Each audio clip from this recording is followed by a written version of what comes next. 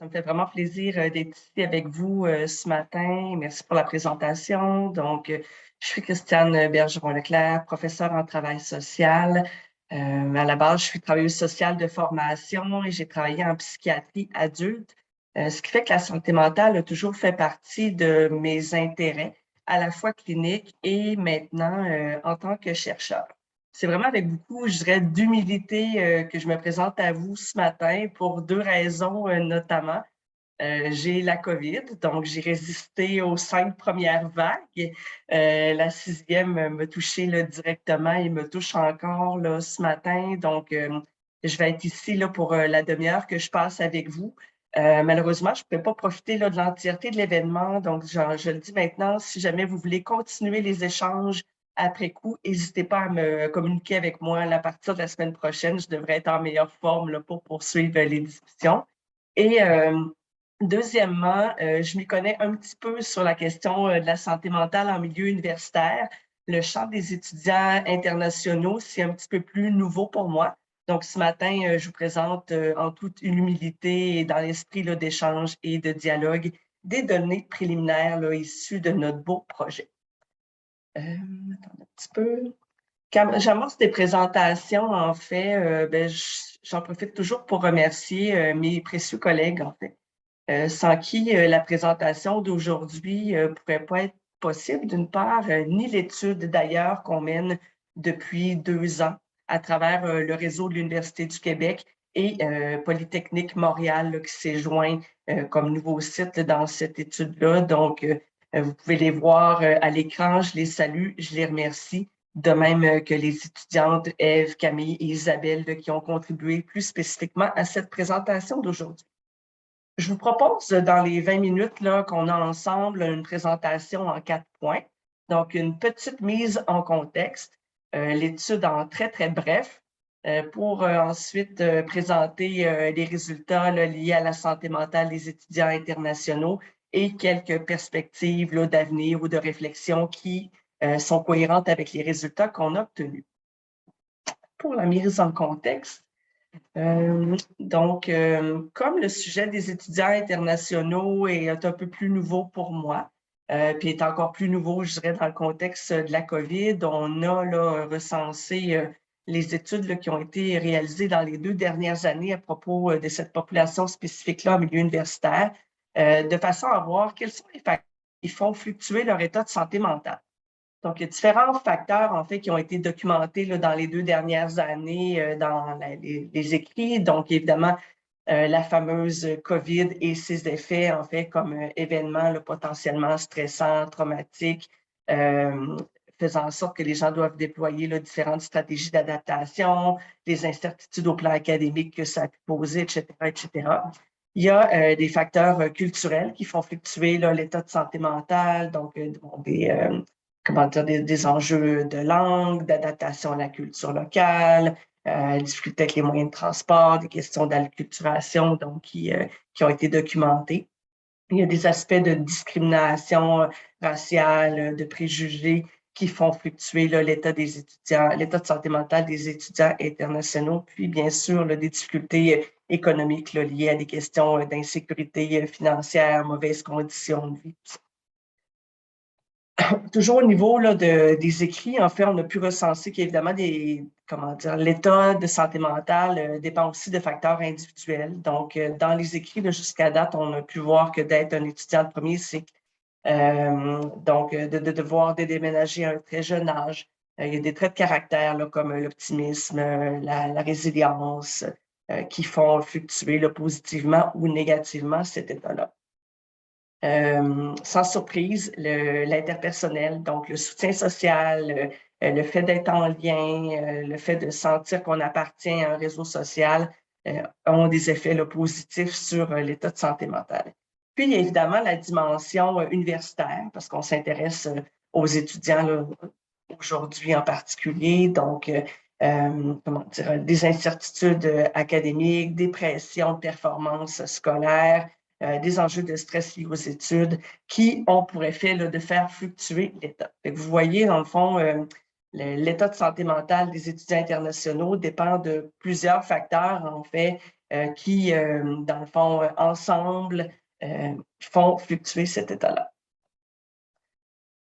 Je vais vous présenter maintenant notre étude, en fait, pour vous situer là, un petit peu ce qu'on a fait. Donc, depuis 2 ans, donc depuis plus précisément le mois d'avril 2020, on s'intéresse à la pandémie et à ses répercussions sur la santé globale des populations universitaires. Donc, on s'intéresse aux étudiants de manière générale. On s'intéresse également à la santé des employés. Puis, c'est une étude là, qui est menée à travers tout le réseau de l'UQ et dans Polytechnique, là, comme je le situais là, d'emblée. La pandémie oblige, dans le fond, on a utilisé un sondage électronique qui était la façon la plus simple, en fait, de rejoindre la population à l'étude. Donc, on utilise un questionnaire qu'on répète 2 fois par année. Donc, principalement, ce sont des questions, des questionnaires standardisés qu'on utilise, des questions quantitatives là, principalement, pour lesquelles on a mené là, différents types d'analyses statistiques. Donc, je vous épargne des détails aujourd'hui, mais si vous voulez en savoir plus, donc, je serais très heureuse d'en discuter. Pour le moment, on a réussi à mener 4 temps d'études et les données d'aujourd'hui vont concerner ces 4 temps-là. Donc, les dernières données les plus à jour qu'on a datent de novembre 2021, mais on est actuellement là, en collecte de données pour notre 5e temps de mesure, ce qui fait que quelque part à l'été, on va avoir d'autres données disponibles.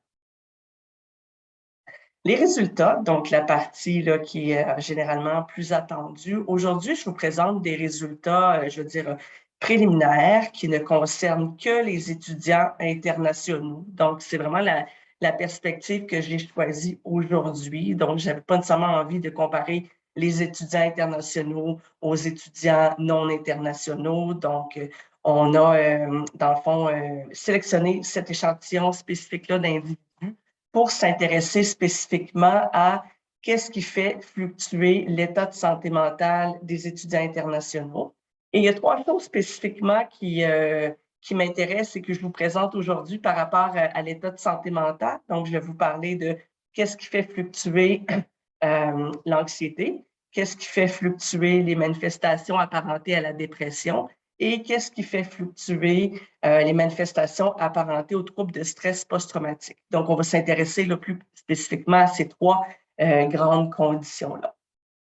Mais d'abord, un portrait sociodémographique classique qu'à peu près tous les chercheurs vous présentent là, quand on commence à présenter des données. Donc, qui est-ce qu'on a sondé, de qui on parle exactement. Donc, aujourd'hui, je vous parle de 703 personnes qui ont participé à l'une ou l'autre des 4 phases de notre collecte de données. Donc, le portrait d'aujourd'hui, c'est un portrait, dans le fond, qui est une photo là, descriptive de ce groupe-là. Et ce n'est pas une vision longitudinale. Donc, aujourd'hui, on ne parlera pas là, de jusqu'à quel point l'état de santé mentale a fluctué dans le temps. La taille d'échantillon n'est pas assez grande là, pour qu'on puisse faire ce genre de comparaison-là. Donc, on va y aller avec un portrait là, qui est plus global, mais qui comprend aussi là, des aspects temporels. Donc, parmi les personnes qui ont accepté de participer à notre étude, donc 54% sont des femmes, 75% là, des étudiants internationaux sondés avaient entre 20 et 30 ans là, au moment de participer à l'étude. La très, très grande majorité étudiait à temps plein. 57% n'occupaient pas d'emploi rémunéré au moment là, de compléter le sondage, quoique 32% là, des personnes évoquaient travailler à temps partiel.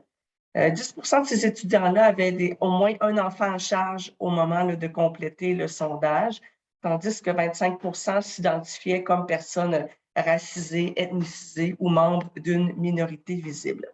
Par rapport à l'université d'attache en tant que telle, vous avez là, cette belle pointe de tarte devant vous, en fait.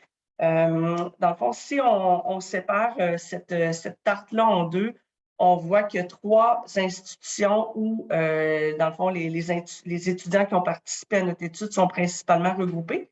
Donc, Polytechnique Montréal, l'Institut national de recherche scientifique et l'École des technologies supérieures. Donc, on peut, dans le fond, à partir des universités d'appartenance, déduire qu'à peu près 50% des étudiants qui ont participé à notre sondage qui résident sur le territoire là, montréalais ou à peu près.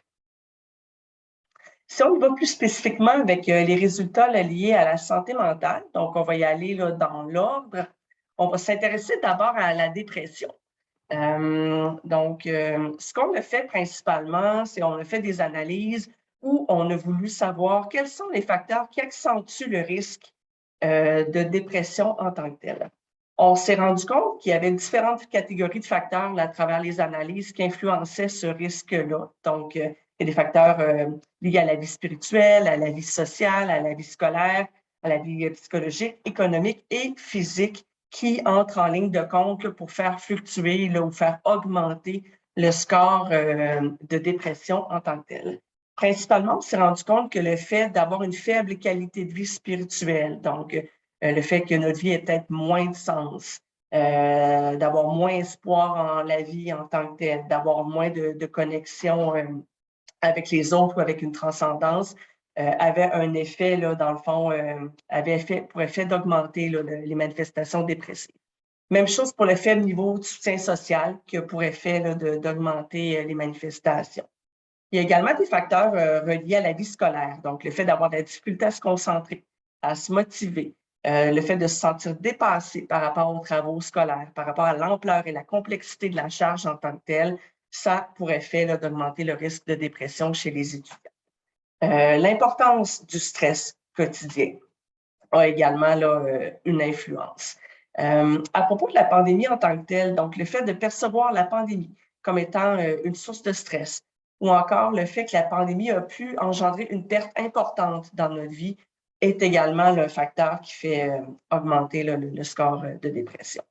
Finalement, les deux derniers facteurs, donc le fait d'être inquiet par rapport à sa capacité financière de subvenir à ses besoins, puis la perception d'avoir un état de santé physique qui est détérioré, viennent augmenter le risque de dépression. Je ne l'ai pas dit d'entrée de jeu, mais on pourrait regarder l'ensemble de ces facteurs-là à l'inverse, c'est-à-dire les voir comme étant des facteurs de protection. Donc, par exemple, la haute qualité de vie spirituelle diminuerait le risque de dépression, le fait d'avoir un haut niveau de soutien social diminuerait le risque de dépression, etc., etc. Donc, on peut le voir là, dans les deux sens, mais j'ai choisi l'angle des facteurs de risque sommaire.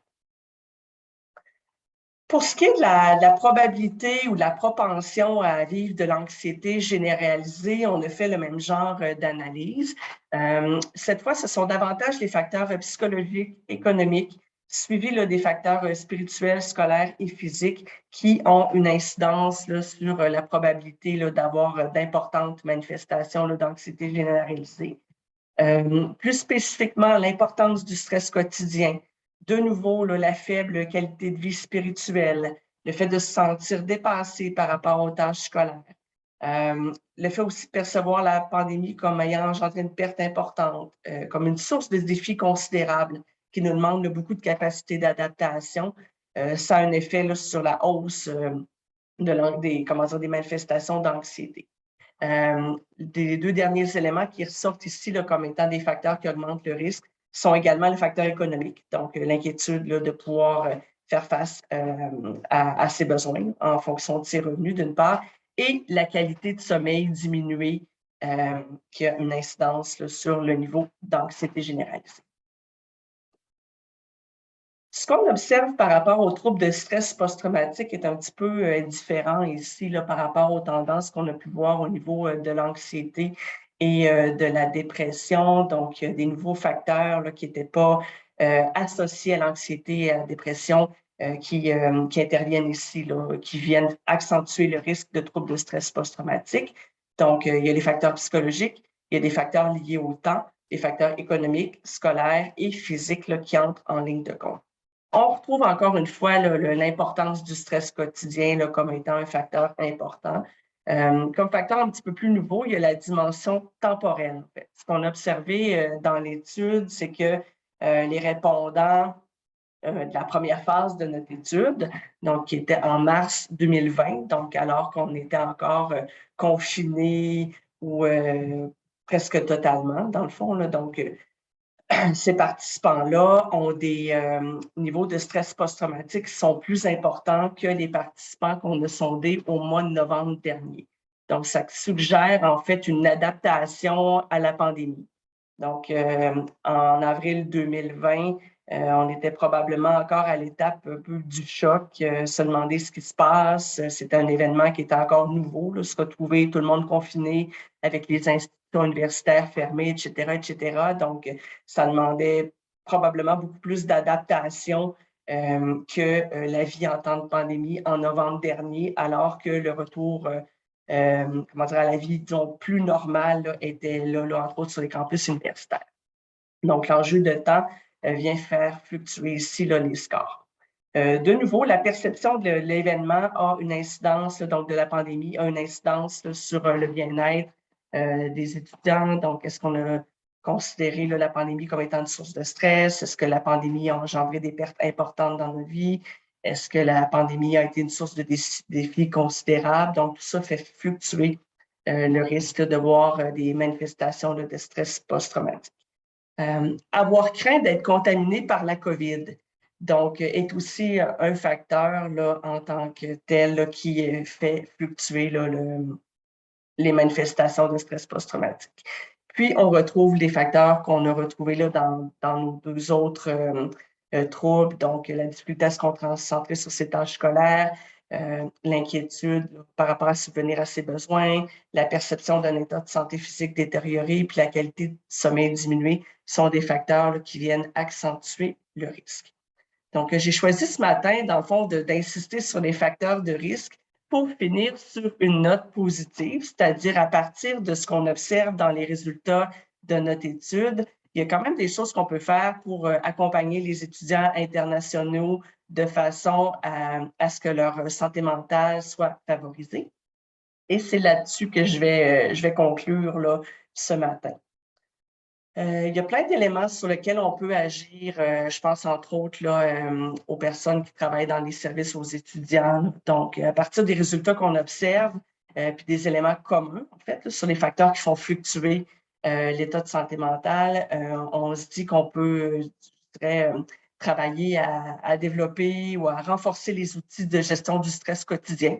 On sait que ça se fait déjà là, dans les collèges, les universités, mais ça demeure une bonne piste à travailler. Travailler peut-être plus au niveau là, des perceptions de la pandémie, du virus, de l'efficacité des moyens de protection. Peut être une piste également. En passant aux facteurs scolaires, en fait, qui influencent là, les manifestations d'anxiété, de dépression, de stress post-traumatique, travailler à des outils qui permettent aux étudiants de développer leur concentration, leur motivation, leur organisation scolaire peut être utile ici. En passant à la dimension spirituelle, en fait, qui est liée là, au score, entre autres, d'anxiété et de dépression, bon, on pense que de développer des interventions où on questionne le sens de la vie, des événements, donc ça peut se faire de différentes façons, mais on pense que ça pourrait être là, une voie qui pourrait être développée là, dans les milieux collégiaux et universitaires. Évidemment, des interventions qui visent à offrir du soutien social ou qui visent à consolider les liens sociaux demeurent pertinents. Considérant aussi les enjeux économiques de subsistance là, qui ont été soulevés, donc des services d'aide au logement, de dépannage alimentaire, des fonds d'urgence pour aider les étudiants internationaux paraissent des solutions appropriées. Puis finalement, en pensant comment dire, à la qualité de sommeil, puis à la perception d'être en bonne santé physique ou pas, qui ont un lien là, avec les manifestations qui ont été décrites précédemment. Je dirais tout ce qui concerne le développement des habitudes de vie pourrait être pertinent aussi là, à instaurer comme piste d'intervention. Donc, je m'arrête là-dessus. J'arrive à 19 minutes et quelques secondes. Donc, je vois que j'ai respecté mon temps. Puis je dirais la parole est à vous. Comment vous recevez les résultats que je vous présente ce matin? Est-ce que ça fait écho? Est-ce que vous voyez sur le terrain, à vos pratiques? J'ai envie de vous entendre là-dessus. Merci beaucoup, Christiane. Alors, oui, pendant la présentation, j'ai eu quelques questions qui me sont parvenues. directement. Donc, notamment, c'est intéressant que tu termines sur les différentes pistes parce qu'on parle justement de faible qualité de vie spirituelle dans les éléments là, qui ont été soulevés, notamment pour la dépression. Donc, on questionne beaucoup cette idée-là dans les questions que j'ai reçues, c'est-à-dire, bon, qu'est-ce que c'est qu'une faible qualité de vie spirituelle? Puis donc, justement, si on veut aller vers ces pistes d'action-là, comment la définir pour mieux s'y attaquer ou s'y attarder? Puis, une des questions qui nous venait aussi du Cégep de Jonquière par M. Régis Fortin, c'est l'ordre dans lequel les différents facteurs ont été nommés. Est-ce qu'il y a une prévalence plus importante pour ceux qui sont en haut? Donc, globalement, la question de la vie spirituelle, puis l'ordre des facteurs qui ont été présentés. Excellent. Fait que je vais répondre à la deuxième question qui est plus simple, en fait, que la question de la spiritualité, mais je vais y revenir, vous inquiétez pas. Par rapport à l'ordre, en fait, l'ordre n'est pas anodin là, dans les diapositives. Là, dans le fond, c'est l'ordre, je veux dire, statistique là, qui a été respecté là, dans la présentation des données. Donc, le facteur là, que vous retrouvez en premier est le facteur qui a le plus d'influence dans le modèle statistique, donc qui est le plus important. Et le dernier, celui-là qui a le moins d'incidence. Donc, il y avait une logique. Là. Merci de la question. J'aurais peut-être dû le signifier au point de départ. Pour ce qui est de qu'est-ce que la qualité de vie spirituelle, qu'est-ce que la spiritualité, et puis bon, qu'est-ce qu'on peut faire aussi là, concrètement, en fait, d'abord, dire que la notion de spiritualité est distincte de celle de la religion, elle l'englobe, mais ça dépasse en fait là, le bien-être spirituel, peut être lié au fait d'appartenir ou d'adhérer ou d'avoir des convictions religieuses, quelles qu'elles soient, mais dépasse en fait là, cette dimension-là. Ça, c'est important de le spécifier. Quand on parle de spiritualité, en général, on dit que ça a trois composantes, principalement. Il y a l'idée de la connectivité, en fait. Donc, la connexion à soi, la connexion aux autres, la connexion peut-être à une transcendance supérieure. Il y a la dimension identitaire, en fait, donc qui fait partie de la spiritualité en tant que telle.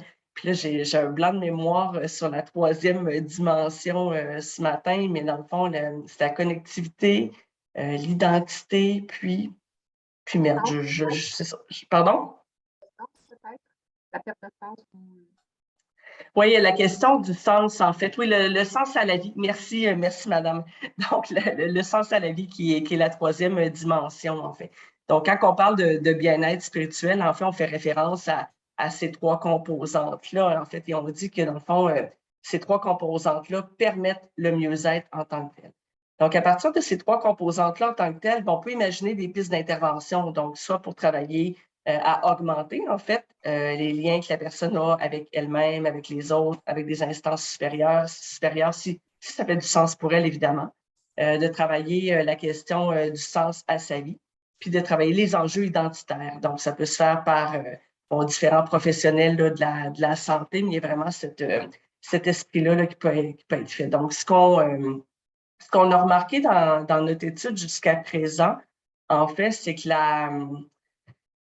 la qualité de vie spirituelle au Québec est très, très faible de manière générale. Ça, dans l'étude, au-delà des résultats que je vous présente ce matin, ce qu'on a observé, c'est que notre qualité de vie ou la qualité de vie des étudiants, des employés qu'on a sondés est très, très faible. Ceci dit, elle a quand même une influence là, dans l'état de santé là, mental, sur le bien-être mental des personnes en tant que telles. Donc, je ne sais pas si je me garde la question initiale, mais par rapport à ce que c'est la spiritualité et la qualité de vie spirituelle, je pense avoir répondu, puis peut-être donner quelques pistes d'intervention. Merci beaucoup, Christiane. Je pense que ça nous donne beaucoup d'éléments, en tout cas de pistes de réflexion. J'ai d'autres questions qui me sont parvenues. Je vois votre main levée, Madame Florence, mais je vais d'abord poser les questions qui ont été mentionnées dans le chat. Donc, il y avait une question par rapport aux stratégies. Je sais qu'on n'est pas allé là, mais des stratégies qui ont été mises en place par les étudiants eux-mêmes pour faire face à la pandémie. Est-ce qu'on a des éléments de réponse par rapport à ça? Ben, pas dans ce que je vous ai présenté ce matin, là, mais tu sais, on a documenté, entre autres, les répercussions positives de la pandémie, là, ce qui touche la question là, des stratégies d'adaptation, en fait, puis principalement le renforcement des liens sociaux fait partie, en fait, là, des stratégies là, les plus utilisées. Puis en ce moment, à l'UQAC, principalement, on a un dispositif où on amasse des données sur la santé mentale, puis sur les stratégies là, que les étudiants mettent en place.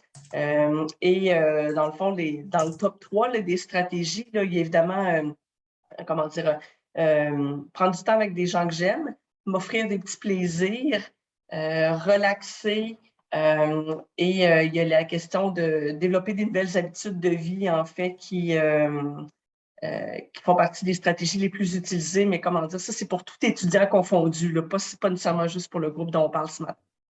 Parfait. Merci beaucoup. Il y avait une question concernant si vous aviez sondé sur le côté accessibilité aux soins de santé mentale dans l'étude, parce que ça peut faire une différence si les gens sont soutenus ou non. Donc, je ne sais pas si vous aviez de l'information là-dessus à donner. Ben, on est en train, en fait, dans la phase 5 actuelle, d'amasser des données à ce sujet-là. On a commencé à le faire en novembre dernier, mais on n'est pas rendu à les analyser, en fait. Puis, on a accentué, je dirais, davantage de questions sur ces enjeux-là ce printemps, donc à venir. Parfait. Il y avait l'élément linguistique aussi là, qui n'a pas été évoqué nécessairement, mais est-ce que la maîtrise de la langue pouvait être identifiée comme une source de stress dans le cadre de votre étude?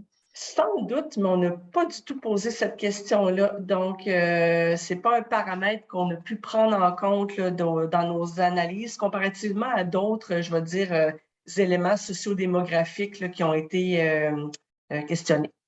Parfait. En tout cas, la question de la spiritualité soulève énormément de questionnements, de réflexions. J'ai l'impression qu'on pourrait faire un colloque juste sur cette question de la spiritualité, pas juste pour les étudiants internationaux, mais pour l'ensemble du Québec. Ça semble être un enjeu, puis peut-être une source peut-être de solution éventuellement là, pour soutenir. Je regarde si Madame Florence, vous aviez la main levée, je vous invite à poser votre question directement. Oui, bonjour tout le monde. En fait, c'est une question justement en lien avec la spiritualité pour rester dans le sujet. Mais je me demande si de ce côté-là, il n'y a pas du côté de la santé mentale et physique telle que perçue par les communautés autochtones, s'il n'y a pas quelque chose aussi à aller voir de ce côté-là. Je pense que c'est plus facilement, pas facilement, mais c'est beaucoup je pense que c'est beaucoup plus intégré de leur côté, cette notion-là de spiritualité. Puis je ne connais pas à fond le sujet, mais il me semble qu'il y a des liens sont plus évidents en termes d'influence là, avec le bien-être. Fait que je ne sais pas si c'est quelque chose est-ce que c'est quelque chose dans la littérature que vous avez vu ou peut-être pas de ce Pas côté-là? nécessairement. Tu sais, puis OK. notre équipe, on travaille, je dirais, à fond sur la spiritualité là, depuis quelques années. Donc, si jamais vous organisez un colloque, certainement qu'on va être là. OK. Mais ceci dit, tu sais, quand on regarde, disons, je vais peut-être pas tout à fait répondre à votre question, mais tu sais, si on regarde, disons, jusqu'à quel point, disons, les intervenants sociaux mobilisent la spiritualité dans leurs interventions, on n'a pas beaucoup d'informations à propos de la mobilisation des savoirs spirituels autochtones, en fait, là, tu sais, donc, on peut penser que oui, tu sais, considérant la conception de la santé chez les premiers peuples, tu sais, que ça va être d'une dimension qui est peut-être plus spontanément mobilisée. Mais scientifiquement, on n'a pas beaucoup d'informations là, à ce sujet-là, là, je dirais. Mais c'est une piste hyper intéressante à creuser. Là. Oui. Ça pourrait nous inspirer peut-être. En tout Très, cas. très certainement. Puis probablement, comment dire, d'autres courants ou mouvements spirituels, comment dire, appartenant plus associés à d'autres cultures aussi, là, pourraient nous inspirer là, pour les interventions. Tu sais. Puis par rapport à la dimension spirituelle, je ferais peut-être le lien avec le fait, tu sais, dans les écoles secondaires, il y a des animateurs là, de vie communautaire et spirituelle. Dans les milieux de soins, il y a des intervenants c'est vrai. De soins de santé spirituelle. Donc, pour moi, comment dire, d'aller de l'avant dans les milieux collégiaux universitaires avec peut-être l'embauche de personnes qui sont peut-être plus, comment dire, qualifiées, en fait, pour aborder les dimensions spirituelles, ça me paraît une piste intéressante, là, très certainement. Wow, super. Merci Merci beaucoup. beaucoup. Merci, Madame Florence. Une petite dernière question, Christiane, avant de céder la parole à Julie pour la suite du colloque. Est-ce que le questionnaire a été passé dans d'autres langues que le français ou c'est uniquement français? Non, c'est vraiment une grosse limite, en fait, parce qu'on le sait là, qu'on n'a pas pu rejoindre les étudiants internationaux dont, disons, la langue principale serait l'anglais ou autre, clairement. Là. Donc, on est très conscient que, comment dire, notre échantillon est plutôt francophone là, par rapport aux données qu'on a amassées. Mais ça fait partie des souhaits qu'on a là, dans le futur. Bien, merci beaucoup. Merci infiniment pour cette présentation-là qui a su susciter quand même pas mal de questions. Puis on va se dessiner un éventuel nouveau colloque. Radil, j'imagine que tu prends des notes. Donc, merci beaucoup encore, Christiane, et je cède la parole à Julie pour la suite de ce colloque. Merci de votre accueil.